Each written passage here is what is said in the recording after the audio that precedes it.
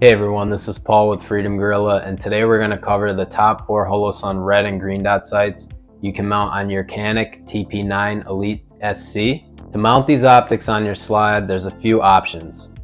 You can technically mount them directly to your slide. However, we personally do not recommend it because all the forces of the recoil will be going directly onto your screws. Because of this, we think it could cause reliability issues down the road. But if you'd like to do it that way, you can. Just do your research. The other option is to take the included polymer adapter plate and modify it by grinding down the rear lugs on the plate.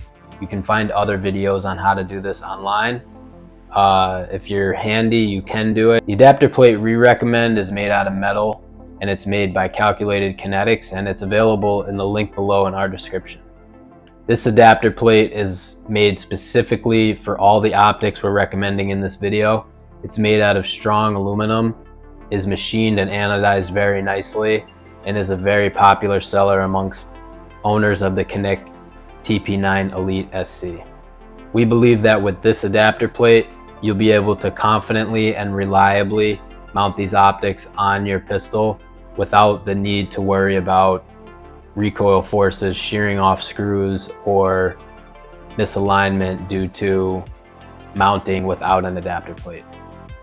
And just so you know, all of the optics we're going to cover here today are on our website, freedomgorilla.com, at the best price with free shipping. And we also have a blog post for this video if you want to read the different versions and see the optics for yourself. Just click the link below in the description. So the first optic we're going to cover is the Holosun 407K.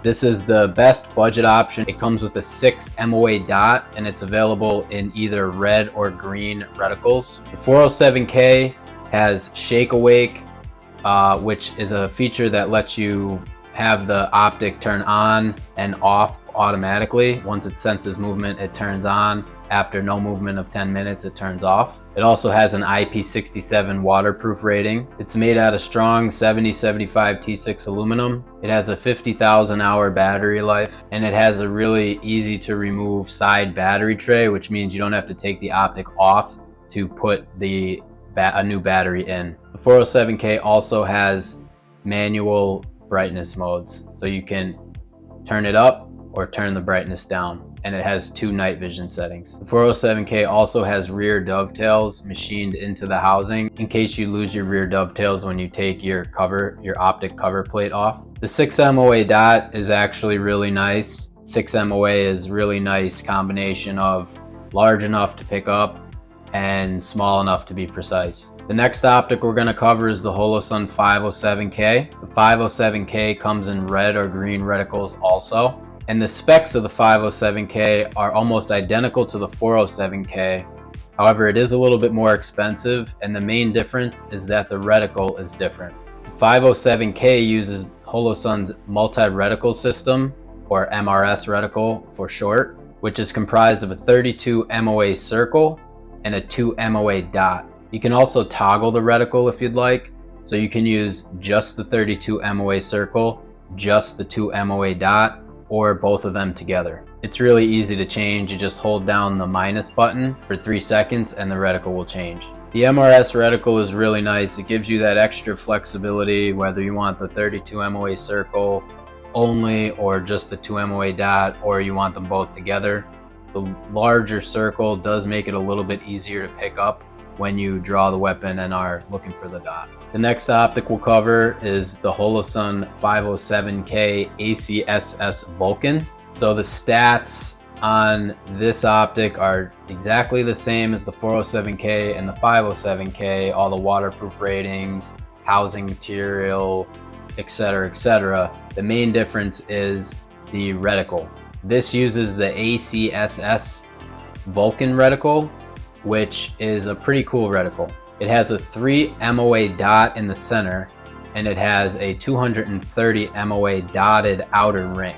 So the purpose of this reticle is to help you find the dot faster when you draw the weapon. If you've never shot a red dot on a pistol before, you'll find that when you put the gun in front of you, you don't always see the dot. Therefore, you have to find the dot.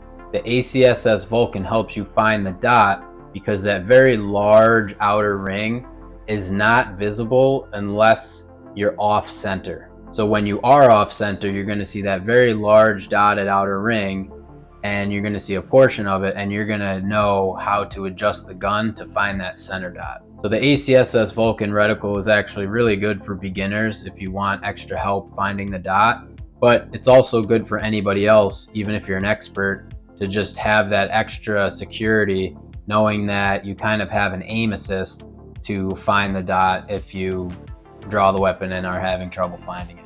The 507K ACSS Vulcan also comes in red or green reticles. And if you didn't want to use the outer ring, you can toggle it off by holding down the minus button for 3 seconds. The next optic we'll cover is the Holosun EPS Carry. This is an enclosed emitter optic, and it's one of Holosun's newest optics. The difference between an enclosed emitter and an open emitter, like we covered before, is that the closed emitter covers the laser beam.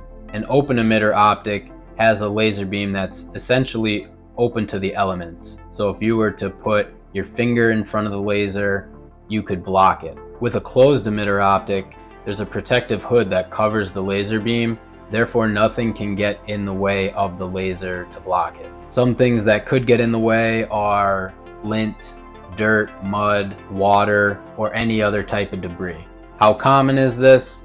You'd have to look at your specific situation. If you're outside a lot or carrying your pistol outside the waistband, outside in rain and snow, then a closed emitter might be a good option for you. Some people have also said that cleaning a closed emitter optic is easier than an open emitter optic because you can just wipe off the lens, whereas an open emitter, the lens is recessed, so you have to reach in there with a Q-tip or some kind of lens cleaning tool to clean it out if it ever gets dirty.